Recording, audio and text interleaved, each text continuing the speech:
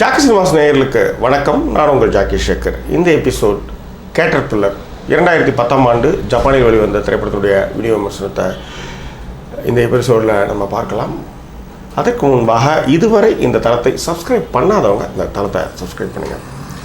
ஒரு திரைப்படம் என்பது பேச முடியாத விஷயத்தும் பேசக்கூடாத விஷயம் என்று சமூகம் நிராகரிக்கப்பட்ட விஷயங்களையும் அதில் உள்ள உண்மை தன்மைகளையும் பேச வேண்டும் என்பது என்னுடைய விருப்பம். அது கதையாக இருக்கட்டும், கட்டுரையாக இருக்கட்டும், எதுவாக இருக்கட்டும், பேச தயங்கக்கூடிய விஷயங்களை பேசுவது தான் கலை. அர்த்தமாக அரைக்கிறது கலை கிடையாது. பட் நம்ம அந்த இதில் கொஞ்சம் முன்னோடியாக தான் இருக்கும். பட் இந்த மாதிரியான ஒரு திரைப்படங்களை அறிமுகப்படுத்துறது, இதை பார்த்துட்டு யாராவது இன்ஸ்பயராக இந்த மாதிரியான ஒரு விஷயத்தை எடுப்பாங்க அப்படின்றதுக்கு தான் இந்த கேட்டர்பில்லர் திரைப்படத்தினுடைய கதை என்ன அப்படின்னு பார்த்துடலாம். 1930 ஒரு ஜப்பானிய கிராமத்தை காமிக்கிறாங்க. அதில் ஒரு பெண்மணி, அதாவது ஒரு ஒய்ஃபு, அவன் சொல்கிறா இது அவன் கிடையாது அப்படின்னு சொல்லி ஓடுறான். அவன் இல்லைன்னு சொல்லு அப்படின்றான். என்னென்னா, ஒரு ஜப்பானிய போர் வீரனுடைய உடல் எடுத்துகிட்டு வைக்கிறாங்க. அதாவது உடல்னால் செத்து போகல, அவன் உயிரோடு தான் இருக்கா. ஏன் போரில் இருந்து திரும்பி ஒருத்தன் வரான் புருஷங்காரனா, எதுக்குங்க அவன் இல்லைன்னு சொல்லிட்டு ஓடுறா பொண்டாட்டிக்காரி அப்படின்னு நீங்கள் கேட்கலாம். அதில் என்னென்னா, அந்த உடல்ன்றது எப்படின்னா, நல்லா கேட்டுக்கோங்க,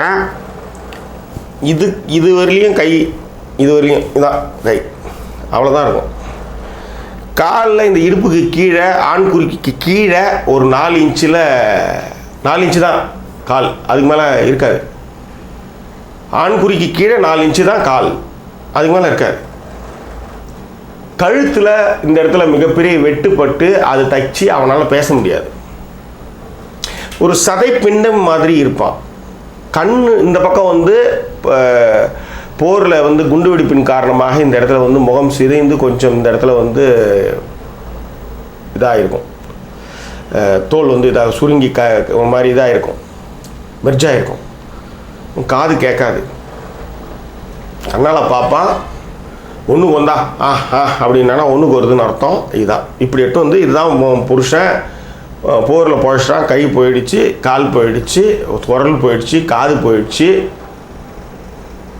பாப்பான் வேணா ஆன்னு கத்துவான். இதுதான் இப்படிப்பட்டவன் எடுத்து கொடுத்துட்டு, இவன் தான் ஜப்பானிய பேரரசை காக்கக்கூடிய வார் கடவுள்.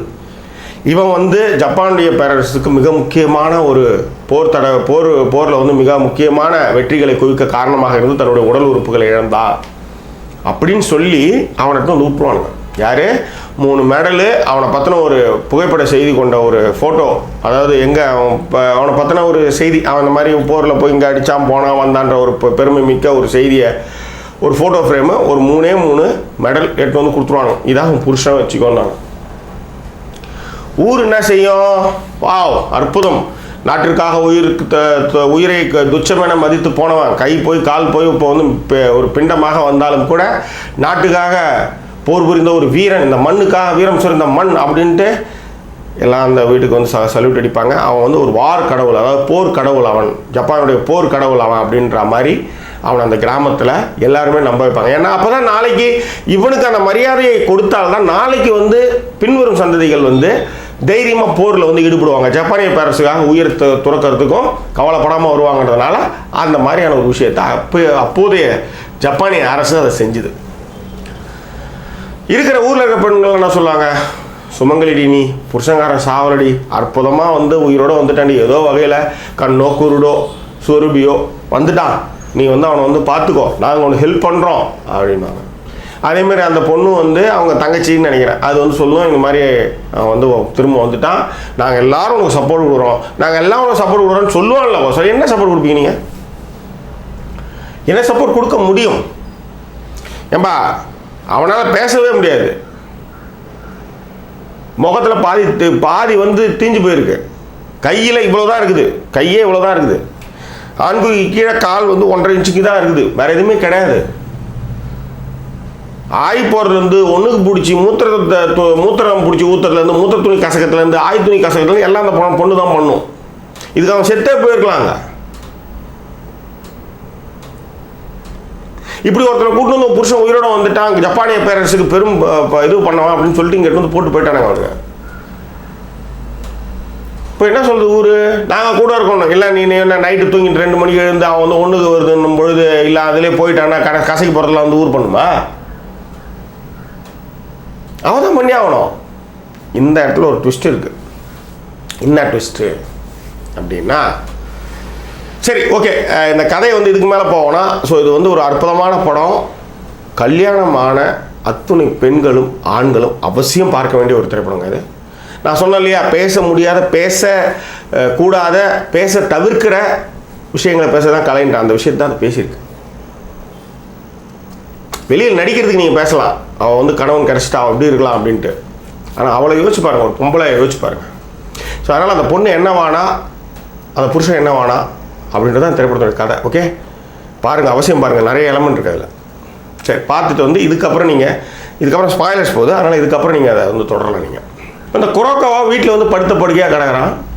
அவனுக்கு வந்து மூத்திரம் பிடிச்சி ஊற்றுறதுலேருந்து பீ துணி காசக்கிறதுலேருந்து எல்லா வேலையும் செஞ்சிட்ருக்கா. அப்புறம் வெளியே போய் இந்த வயல்வெளியில் வந்து நாற்று நட்டு களை பிடுங்கி கஷ்டப்பட்டு சாப்பாடு எடுத்துகிட்டு வந்து செஞ்சு போடுறான். இதில் என்ன கொடுமைன்னா, இந்த குரோக்காவா வந்து படுத்த படுக்கையாக இருக்கிறான், அவனால் நவர கூட முடியாது இல்லையா. அவன் வந்து என்னென்னா தான் பொண்டாட்டிக்கிட்ட செக்ஸு வேணும்னு ஆசைப்படுவான்.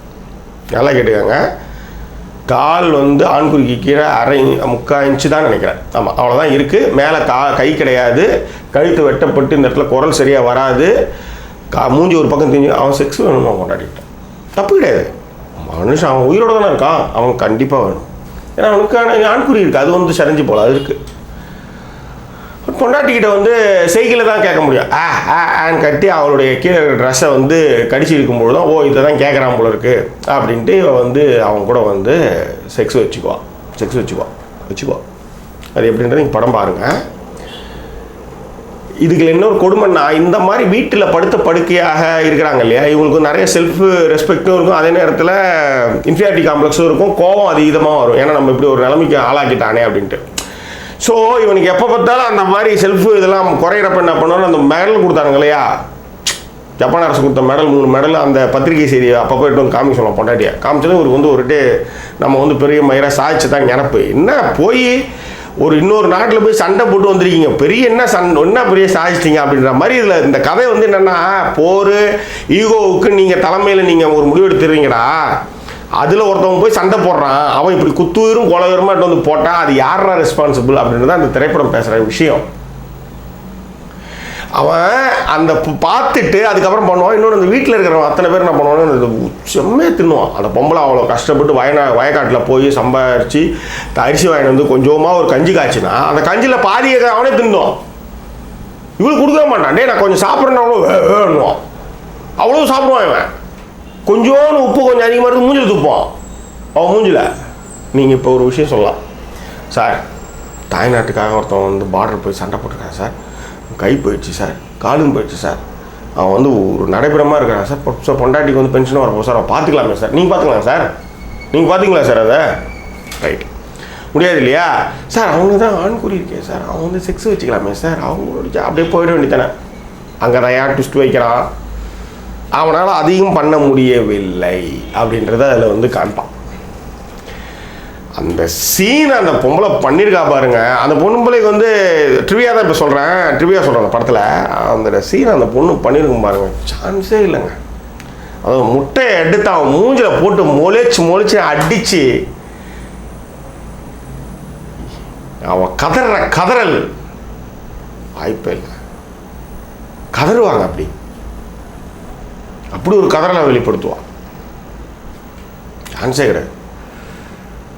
இதில் நடித்த மனைவியாக நடித்த பெண்மணிக்கு வந்து பெர்லின் ஃபிலிம் ஃபெஸ்டிவல் 2010 சில்வர் பேர், அதாவது பெஸ்ட் ஆக்ட்ரஸ் அவார்டை வந்து கொடுத்தாங்கன்னா பார்த்துக்காங்க. அதை விட இந்த நாட்டு பாடலை அந்த உணர்வு மிக்க ஒரு வீர பாடலை பாடிட்டு தானே சண்டைக்கு போவாங்க, அந்த பாட்டை கதறிக்கிட்டு பாடுவாங்க. இந்த மாதிரி அவன் வாழ்க்கையில் விளையாடி இந்த மாதிரி வந்து ஒரு குத்துவீரும் கொலவரமாக போட்டிருக்கீங்களேடா சண்டைன்னு போய் எங்களை விட்டுருந்தீங்கன்னா நாங்கள் நிம்மதியாக ஒரு சந்தோஷமான கணவன் மனைவியாக நாங்கள் வாழ்ந்துருப்போம் மேடம், எங்களுக்கு ஒரு சந்ததி தலைச்சிருக்குமே அப்படின்ற மாதிரி அந்த வேதனையோடு அவன் பாடுவான். ஜப்பான் வந்து ஹிரோஷிமா நாகசாகி 1940 அதாவது 45 நினைக்கிறேன் திங்க் ஸோ. அது ஏன்னா அப்போ தான் வந்து உங்களுக்கு செகண்ட் வேர்ல்டு வார்னுடைய முடிவு. அந்த பாம்புக்கு அப்புறம் தான் செகண்ட் வேர்ல்டு வாரில் வந்து ஜப்பான் வந்து சரணாகதி அடைஞ்சது. ஆனால் அதற்கு முன்பாக ஜப்பான் செய்த கொட்டம் சாதாரண கொட்டம் இல்லை. சவுத் கொரியாவிலேருந்து இந்த பக்கம் ஏஷியாவிலேருந்து அந்த பக்கம் எல்லா பக்கமும் ஜப்பான் வந்து தன்னுடைய படை வீரர்கள், ஏன்னா அவங்களாம் அந்த அரசர்கள் மீது அப்படி ஒரு மதிப்பும் மரியாதை வச்சுருப்பாங்க. அந்த என்ன சொல்கிறது, அந்த பாசம் இருக்கு இல்லையா, அந்த நேசம் இருக்கு இல்லையா, அந்த கண்மூடித்தனமான அன்பு இருக்கு இல்லையா, அதை வந்து ஜப்பானிய பேரரசு வந்து இந்த மாதிரி போர்களில் ஈடுபடுத்தி தன்னுடைய கெத்தை வந்து நிரூபிக்கின்ற மாதிரி பண்ணிட்டு இருந்துச்சு. ஆக்சுவலாக அன்ஃபார்ச்சுனேட்லி இது வந்து இந்த படம் ஆரம்பிக்கிறது 1930 சீன ஜப்பான் போரினுடைய காலகட்டத்தில் ஆரம்பிக்கிற மாதிரி இந்த படத்துடைய கதை இருக்கும். உதாரணத்துக்கு அதில் என்னென்னா சீனா இதில் ஏன் அந்த வீரனுக்கு வந்து குறி எழுந்திருக்கல, அவனுக்கு ஏன் எழுந்திருக்கல அப்படின்னா, இந்த 1930 நாக்கிங் படுகொலை அப்படின்றது மிகப்பெரிய படுகொலையை ஜப்பான் பேரரசு நிகழ்த்துச்சு. சீன ஜப்பானுக்கான போரில் பெய்ஜிங்லேருந்து நாகிங்க்கு தலைநகரம் வருது. அந்த நாகிங்கை வந்து 1930களில் ஜப்பானிய படைகள் வந்து கைப்பற்றுறாங்க. கைப்பற்றும் பொழுது 2 லட்சத்திலிருந்து 3 லட்சம் படை வீரர்களை கொலை செய்தார்கள். பல லட்சக்கணக்கான பெண்களை வன்புணர்வு செய்து கொலை செஞ்சாங்க. வார் கிரைம்ஸ் அதெல்லாம் அவ்வளோ பாவம், அவ்வளோ சேதாரம். இதை வந்து ஒரு கட்டத்தில் வந்து நாக்கிங் படுகொலை வந்து ஜப்பானிய அரசு வந்து இல்லை அவ்வளோலாம் இங்கே சாவலைங்க, ஒரு 40,000 ஒரு 2 லட்சம் பேர் செத்துப்பாங்கன்னு அப்புறம் அப்படிலாம் மாற்றிக்கிட்டுலாம் பேசினாங்க. ஆனாலும் உலக லெவலில் சீன அரசு சொல்கிறது என்னன்னா, எங்கள் படை வீரர்கள் நிராயுதபாணியான படை வீரர்கள் சரணடைந்த பிறகு 2 லட்சத்திலிருந்து 3 லட்சம் பேர் அதிகாரபூர்வமாக அத்தனை பேரையும் சாவடிச்சாங்க. அதுவும் பெண்கள் வந்து விரட்டி ரேப் செய்யப்பட்டு, அதுதான் இந்த புருஷங்காரன் ஒருத்தவன் விரட்டி இந்த நாகிங் படுகையில் ஒரு ஆள் தான் இந்த புருஷங்காரன் விரட்டி ரேப் பண்ணி பொண்ணுங்களை வந்து சாவடிப்பான் கெடுத்து. அதனுடைய பயத்தினுடைய வெளிப்பாடு தான் எங்கள் பொண்டாட்டிக்கிட்ட வந்து படுக்கும்பொழுது ஆண் குறி எழுந்திருக்காமல் அவன் வந்து இருக்கும்பொழுது தான் அவன் வந்து வெறுத்து போய் எதுக்குமே ஒரு பிரோஜனம் இல்லாத ஒரு ஆளை நீ இருக்கிறான்னு போட்டு அழுத அவனை அடித்து துன்புறுத்தினாலும் ஐயோ கணவனாச்சே அவனால் முடியாதுன்னு திரும்ப எடுத்து கட்டி பிடிச்சி ஆரத்தழுவுற அந்த பரிவு இருக்கே, வாவ் ஃபேண்டாஸ்டிக். இந்த படத்தை நீங்கள் தயவுசெய்து பாருங்கள். உங்களுக்கு ரொம்ப பிடிச்ச படம் உங்கள் வாழ்க்கையில் எதுங்க அப்படின்னு நீங்கள் சொன்னால் நான் நிறைய த்ரில்லர் படம் தான் சொல்லுவேன். பட் இந்த மாதிரியான கவித்துவமான படங்கள் எனக்கு அவ்வளோ பிடிக்கும். இந்த படம் அந்த பொம்பளை உள்ளங்கையில், அதே மாதிரி அந்த கணவனையும் நீங்கள் தப்பு செய்ய முடியாது. அவன் என்ன பண்ண, அவன் போனால் வார் டைம் பண்ணால் வந்தாச்சு, இப்போ வந்து குத்தூசரம் கொலவசரமாக கிடறான்னா அவனுடைய பாயிண்ட் ஆஃப் வியூன்னு சொல்கிறது. முடிவு என்னன்றது ஒரு கவித்துவமாக இந்த படத்தை வந்து முடிச்சிருப்பாங்க. ஒரு அற்புதமான படம் இந்த கேட்டர்பில்லர். இந்த நாகிங் படுகொலை வந்து உங்களுக்கு வந்து சொல்கிறதுக்கு காரணம் என்னென்னா, அப்போ வந்து ஜப்பான் வந்து இந்த மாதிரியான விஷயங்களை பண்ணிச்சு அப்படின்றதுக்காகவும், மிக முக்கியமாக இந்த திரைப்படம் ஒரு சிறுகதை. இந்த சிறுகதை வந்து ஜப்பானில் தடை செய்யப்பட்ட ஒரு சிறுகதை. இந்த சிறுகதை தான் இதை திரைப்படமாக கோஜி வக்மாட்சு அவர் தான் இந்த திரைப்படத்தை வந்து இயக்கியிருக்கின்றார்.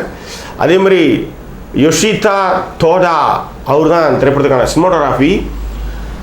நம்ம ஒரு மலை கிராமம், ஒரு ஸ்டாட்டிக் ஸ்டார்ட்டாக இருக்கும். அதில் வந்து பயிர் வந்து நெல் தான் போட்டிருப்பாங்க. அது விளைஞ்சி அதுக்கப்புறம் அந்த இடம் வந்து அப்படியே ஃபுல்லாக வந்து பனியாக மூடுங்க. இப்படி ஒரு சுயதோஷ நிலையில் நம்ம வாழ்க்கையில் பார்த்தே இருக்க மாட்டோம். அப்படியான ஒரு கூரை வீடு தான் அது. ரொம்ப ரொம்ப ரொம்ப அற்புதமான ஒரு மனதிற்கு மிக நெருக்கமான ஒரு திரைப்படம். இந்த திரைப்படத்திற்கு ஜாக்கி சினிமாஸ் அளிக்கக்கூடிய மதிப்பெண் 5க்கு 4.5. இந்த திரைப்படம் பார்த்தே தீர வேண்டிய ஒரு திரைப்படம் என்று ஜாக்கி சினிமாஸ் பரிந்துரைக்கின்றது. வேற என்ன, மீண்டும் வேறொரு எபிசோடு உங்களை நான் சந்திக்கிறேன். இந்த மாதிரியான படங்களை நண்பருக்கு நீங்கள் எடுத்து போய் இந்த வீடியோக்களை வந்து ஷேர் பண்ணுறதான் நீங்கள் எனக்கு செய்யக்கூடிய ஒரு ஹெல்ப்னு கூட சொல்லலாம். நல்ல விஷயங்கள் நிறைய பேர்ட்டு போய் சேரணும் இல்லையா? ஓகே, மீண்டும் வேறொரு எபிசோடில் உங்களை நான் சந்திக்கிறேன். அதுவரை நன்றி கூறிடுவது உங்கள் ஜாக்கி சேகர். நன்றி, வணக்கம். உங்களுக்கு ஜாக்கி சினிமாஸ் வீடியோக்கள் பிடித்திருந்தால் சப்ஸ்கிரைப் பண்ணுங்கள். பக்கத்தில் இருக்கிற பெல் ஐக்கானை கிளிக் பண்ணுங்கள். அப்போதான் உங்களுக்கு ஜாக்கி சினிமா செய்திகள் உடனுக்குடன் வந்து சேரும்.